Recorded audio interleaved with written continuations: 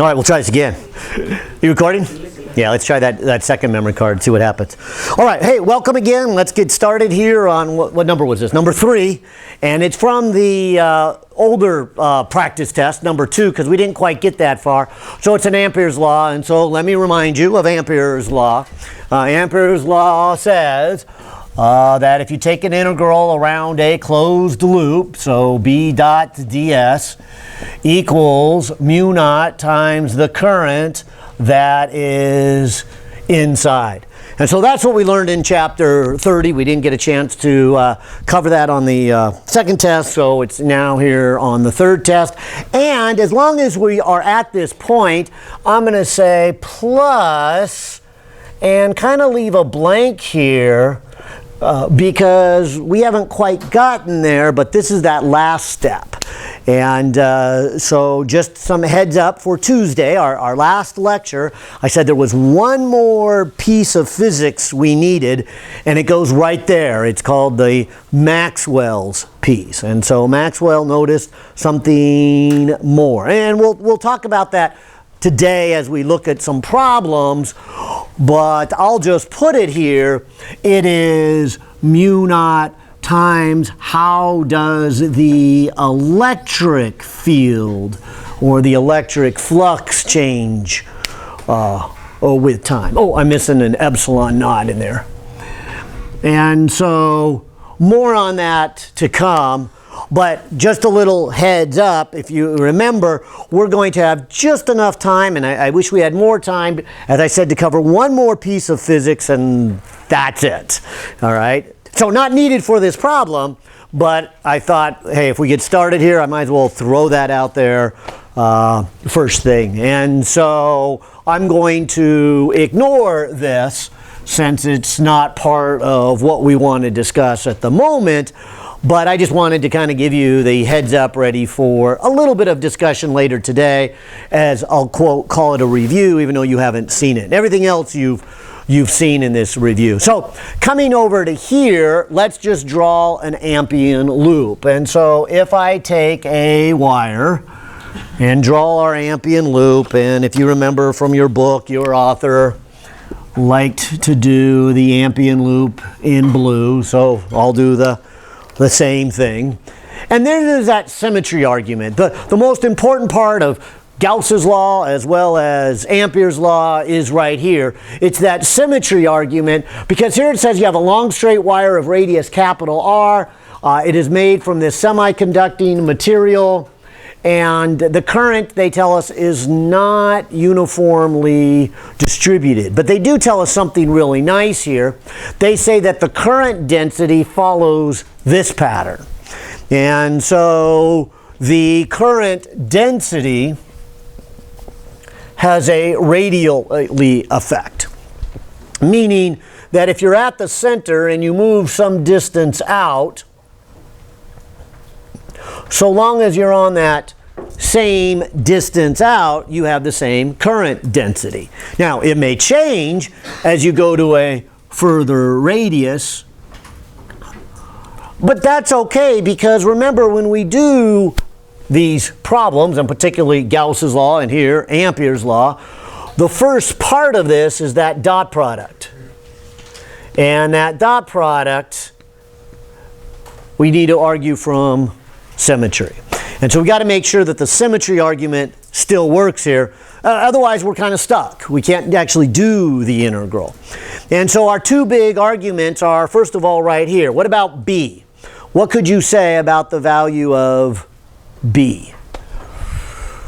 Well, if you imagine yourself somewhere on this Ampean loop, and then you picture yourself somewhere else on the Ampean loop over here, if you were to look at the current distribution back at this point, or if you were standing at this point looking back, then what would the current look like? Yeah, and wouldn't it be the same? If you kind of imagine this is the wire right here, and what I know is that as I move radially inward, there's a change in the current, but if I'm standing somewhere else on this loop doing the same thing, the current distribution looks the same. And so whatever the magnetic field is, which is the goal of this problem, to find it, I know this much, that it is the same everywhere along that Ampean loop. Now, it's not to say it's the same everywhere as I move radially inward or outward. That's not what I'm saying.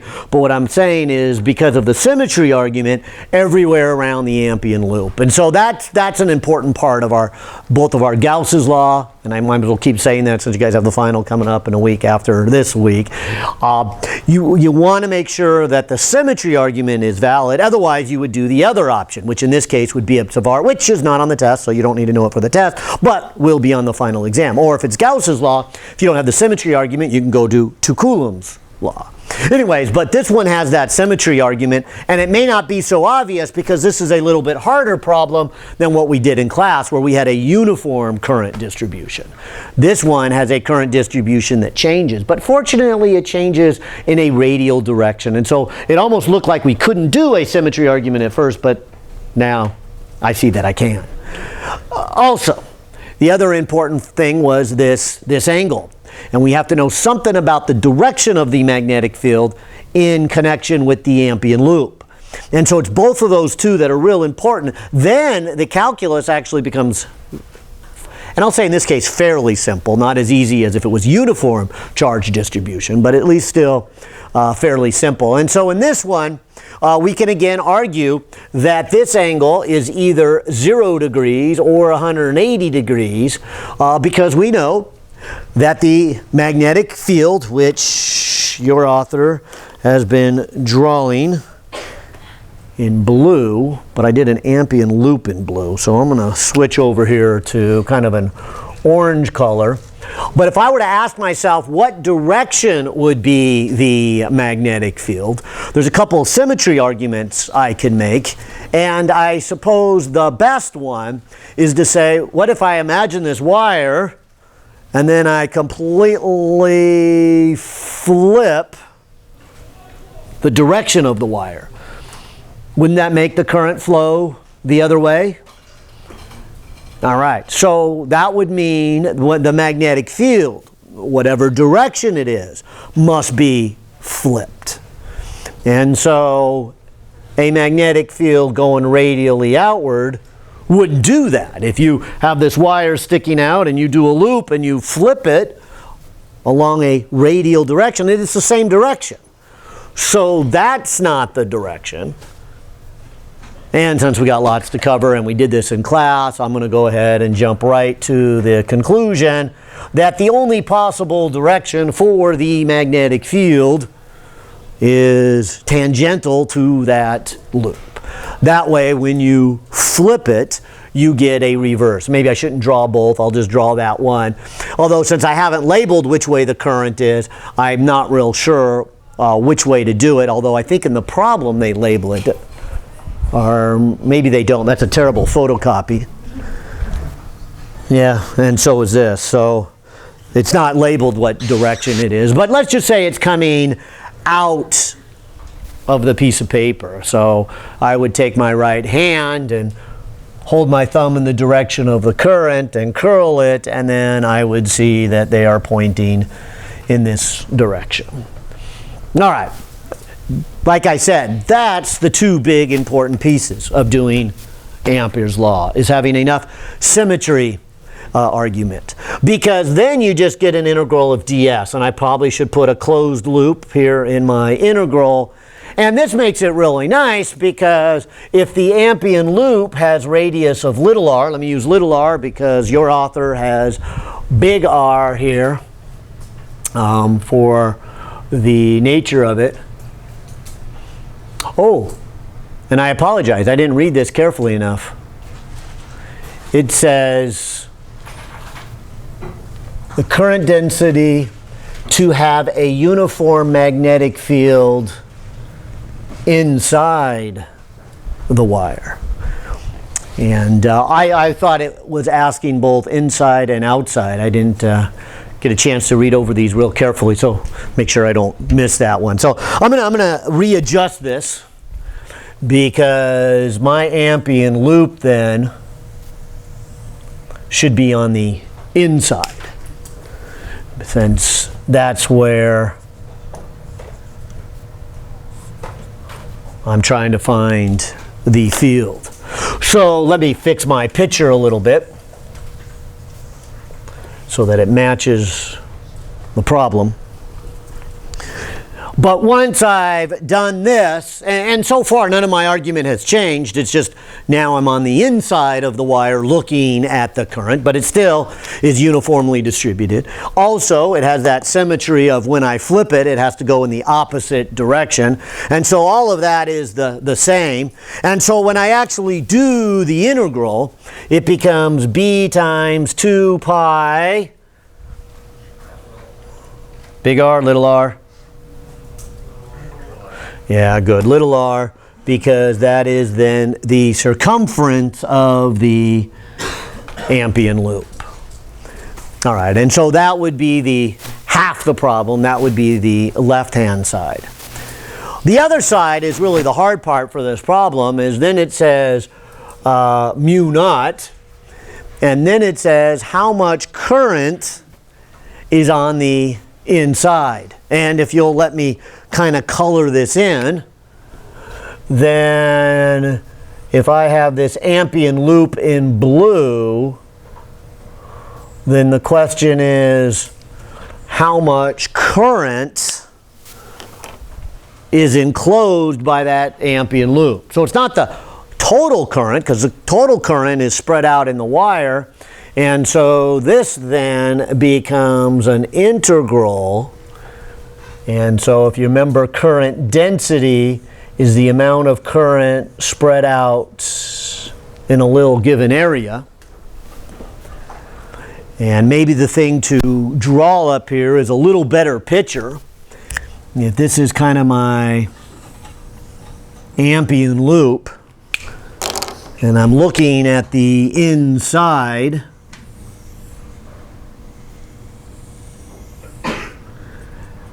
I want to add up the current in what I would say would be a series of rings.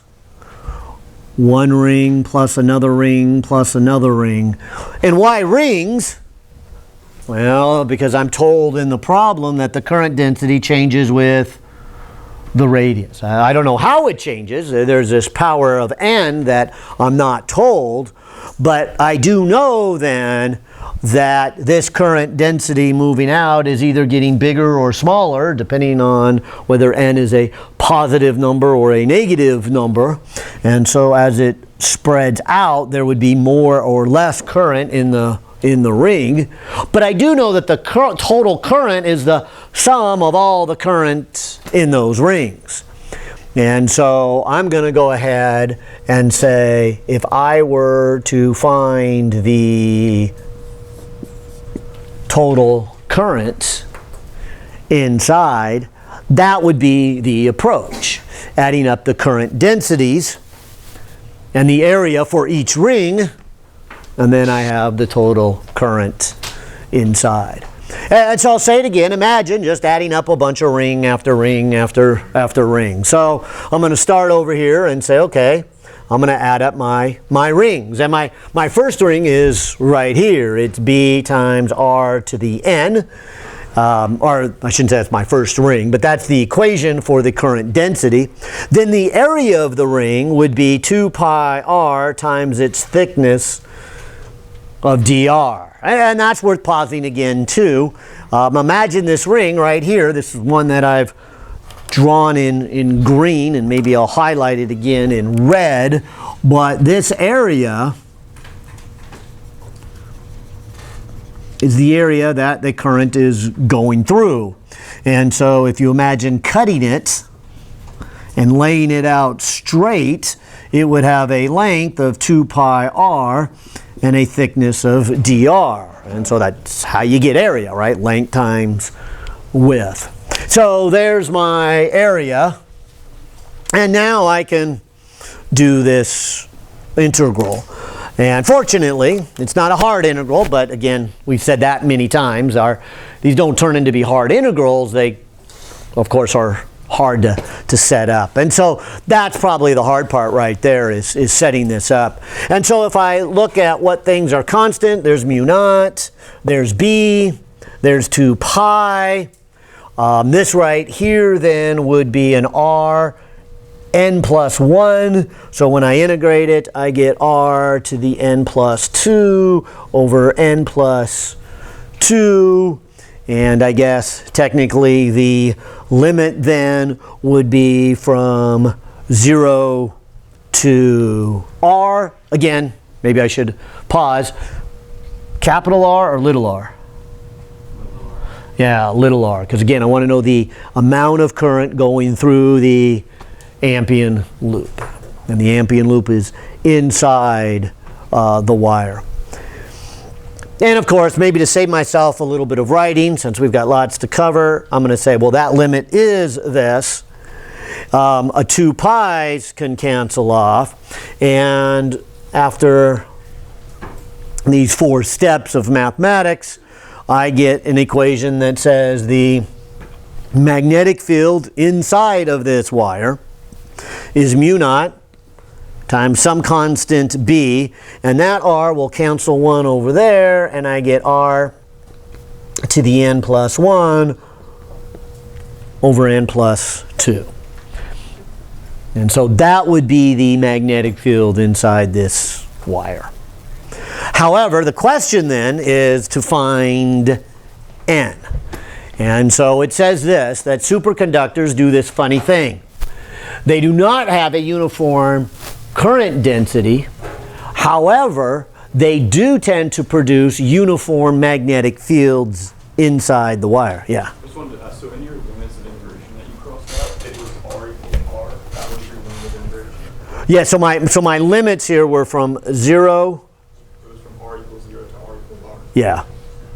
And R, can I write it as R equal to R, or is that bothersome? Well, mathematicians would freak out. Because you should say like R to R prime or something. Because you're integrating over R. You can't have R left after you do the integral. But that's just a symbolic notation. So, and then that would make these R primes. I guess I'd rather do it this way, is 0 to R prime, and I'm integrating over R primes. But again, that's just gets rid of the R primes and get everything to the R. So I find it, just say what you said, from R to R equal R, which sounds funny. But the big question here is this last step. How can this be a constant?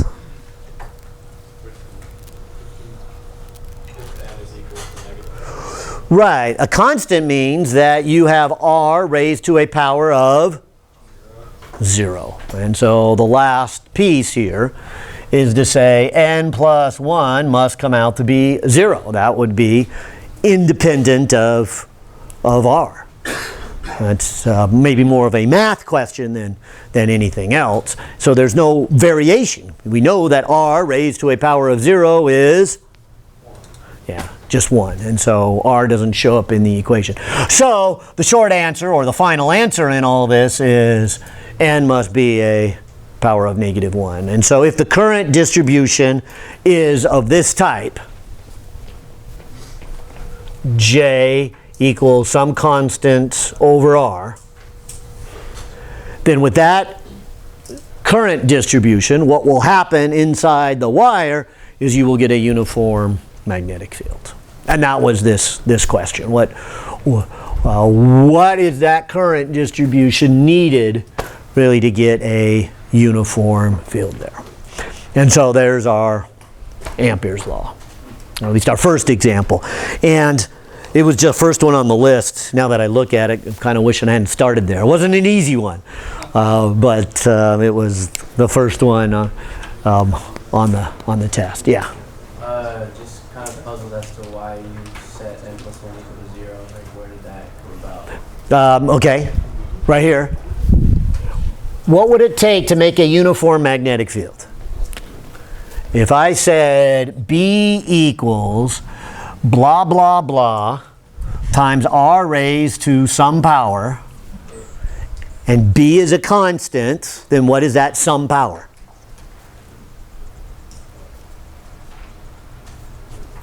Zero. Because if you raise it to a power of 0, you just get B equal a constant, and end of story. Yeah. So like I said, it's more of a math question at that point than anything else. In fact, maybe it is a really good question because it's more about reading the math. I mean, if I would have told you it has to be R to a power of 0, you would have no troubles. But to say it's a constant is a whole nother ball game there.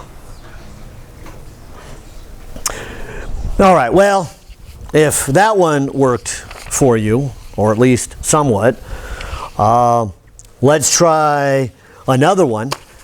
Another one we actually covered, but also touched on the fact that it was an Amperes law problem, was this number 4 on test number 2 in our review. And so let me try that one with you. The part that's the Amperes law is the part that says, what is the equation for the magnetic field in a toroid? Then the second part of this question is then what's the flux through it? And that part was covered on test number 2, but maybe for completeness we ought to do the whole thing. It can't hurt, other than it may take us quite a bit of time here. But I like this one in this sense. It made us apply Amperes law to the toroid. And so let me do that first, and then I'll come back to this picture. But I thought it would be good to bring up the picture from your textbook, because what we did in class was to look at this toroid and then say, okay, what is the magnetic field from a toroid? All right. And so Amperes law. And so what number did I say this was? Number 4. Said let's apply Amperes law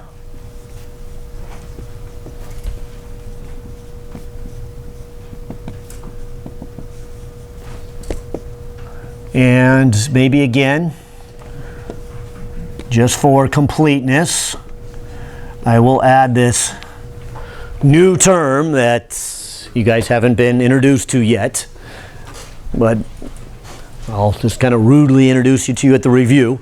So we'll review something we haven't lectured on here yet. But that's that very last section. And by the way, if you wanted to work ahead here, what we're going to try to cover on Tuesday is just that last section of chapter 34, the last chapter. So it's sections 1, 2, 3, and hopefully we can jump over to section 7. And 7's more of a discussion, but it's that little piece in the formula. It won't take us long, but it's 1, 2, and 3. And so that's what we'll kind of review here in a few moments. Yeah. That's not on the test on Thursday, right? But that's on the, yes, that's on the test on, yeah. Oh, it is? Yeah. Yeah. So we're going to cover it on Tuesday, and it won't be hard. Okay, but that's our last piece. And that's what I'm saying. You might want to work a little bit forward on that, because there's not much time obviously between Tuesday and Thursday. So but hopefully by the review today and getting you all ready there, is that this, like I said, this last piece well,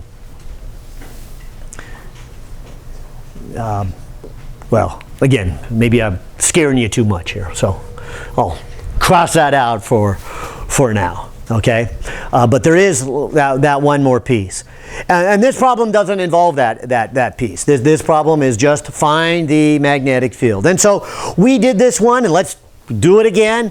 In class, we said let's go ahead and draw an Ampean loop. And your author does a good job of drawing this Ampean loop inside what I call the donut part of it, right? The internal part of it. And so in the tunnel part of the toroid. And so let me not draw a picture on the board since I have this one, but we can make that same argument. And so just like the last problem we did, the first thing you want to do is go ahead and take the dot product, and with that Ampean loop, hopefully you have enough symmetry to make two important arguments. The first one is B a constant everywhere on that Ampean loop? Because even though we don't know the equation for B, that's the whole question, what is the equation for the magnetic field? If you know enough about the symmetry of the current, and you know that the current is what makes the magnetic field, you can at least argue that it's a constant, and you can pull it out in front of the integral. So I'm going to make that argument again. I'm going to say, imagine yourself right here on this blue ring. And so if we're in the tunnel, and the tunnel goes around, I might see current coming over the top and down in front of me. And then it would come back over and over the top, and that tunnel would go all the way around in a big circle. And if I were to move somewhere else into the tunnel, over to here, what current distribution would I see? Exactly the same. Therefore, my argument is that B would be a constant, and I can pull it out to there. Likewise, we can do the symmetry argument. We would know that if you took this whole toroid and maybe just making a line straight into the center and you flipped it over, kind of like you're flipping a pancake or a fried egg or something, you just completely turn it around, what happens is the current's completely reverse. The stuff that used to come in over my head and go down when you flip it over is now coming underneath me and going up. The distribution of the current looks exactly the same, but the directions are reversed. And so that means the field would have to reverse. And so what line could I draw? And so if this was the Ampean loop here, what direction could you draw? If I go to the magnetic field, which I don't have any green, so I'll use your authors. What direction could I draw the field that it would flip? And the only answer to that is tangential to the circle. And so you flip it, it's got to be reversed. And so therefore I know the direction of this field then would be along the direction tangential to it, which again is either a 0 or 180, depending on how you want to define things. And if we're only after magnitude, because we can get direction with our right hand, then I'm not going to make a distinction between 0 and 180. I'll just get the direction using the right hand rule. Why couldn't you have it pointing out and then you flip it and it points in? Well, it doesn't point in when I flip it. So if I have this pointing out like that, so here's my pancake, and I scoop under my pancake and I flip it, that's still pointing out. Okay.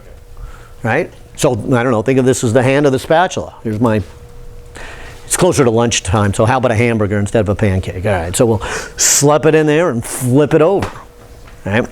And yeah, so the only direction that will work is that. And so again, it's worth repeating. Coulomb's law, Gauss's law, the same arguments were made, and they're big symmetry arguments. And so the hardest part is really these first two steps. Then the rest is trivially easy. The math is really easy. It's that argument of saying, what's the correct Ampean loop to draw here? Because when you get to this point, then with B out and cosine gone from the equation, then you just get B times 2 pi r, because you're just adding around the loop. And so you're not really even doing an integral at this point. You're just saying, what is the circumference of a circle? And so there's the circumference of a circle. And so that's the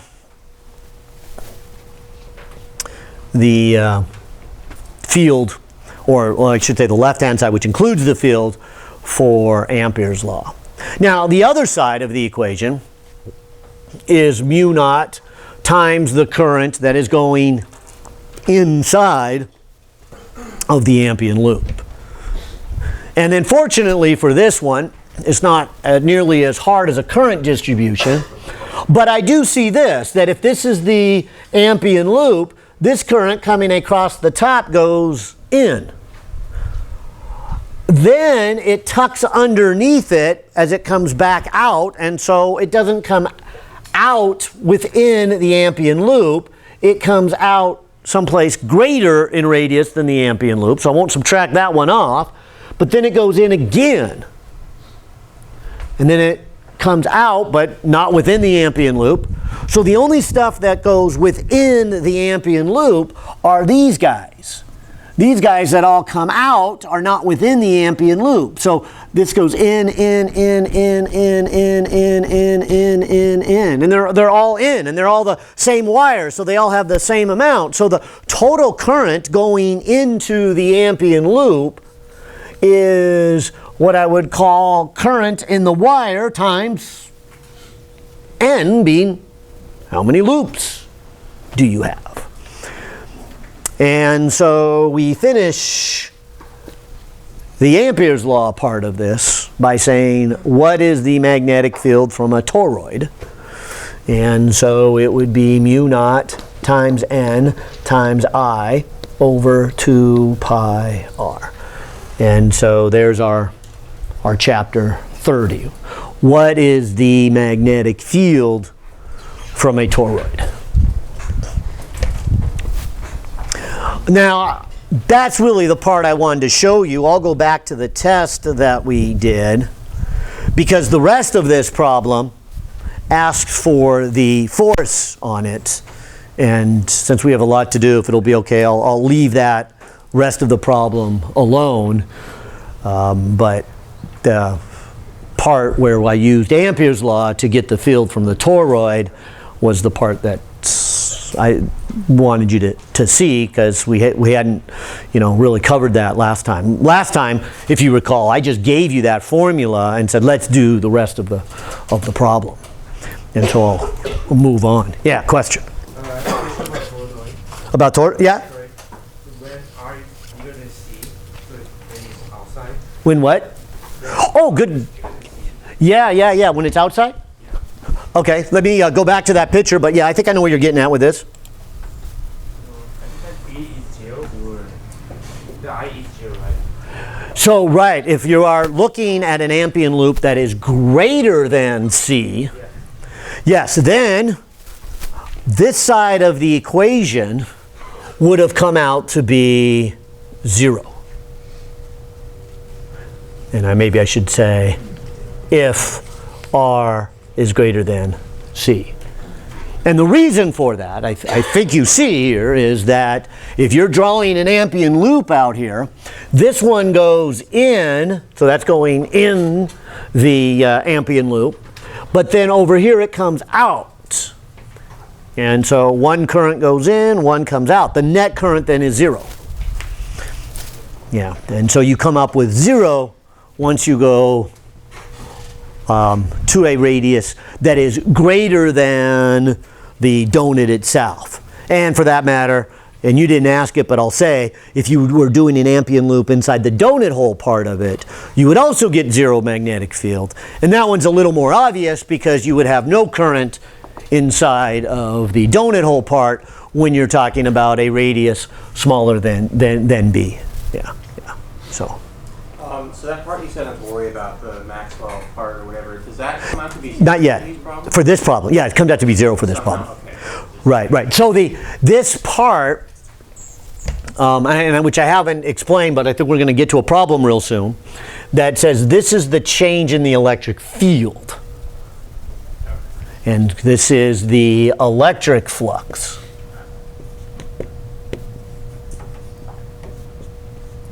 And So we don't always have to worry about that. Is that what you're saying? oh, right. So you would only be worrying about it if a problem had a change in the electric field. And maybe to ease your stress a little bit, what we're going to do on Tuesday is just kind of introduce you to this term in special cases where that one is 0. So for us, we are going to have either that one or that one, but not both in one problem. That's too much to do in 1 week. Yeah. So if you didn't pull up the magnetic, like if the magnetic field wasn't a constant, would that term still be zero? Like if you didn't pull out the magnetic field. Oh, now if I couldn't pull out the magnetic field, would this side be 0? No, would the Maxwell. The part that Oh, well, okay. I'll say yes to that, but I'm not sure what you're thinking in your head, because you're obviously thinking of a different problem. This problem, I could clearly pull the B out. And if you're saying I can't pull the B out, I guess I need to ask why. What kind of problem are you imagining? it was one where you had like a changing magnetic field, it wasn't a constant, it changed over time. But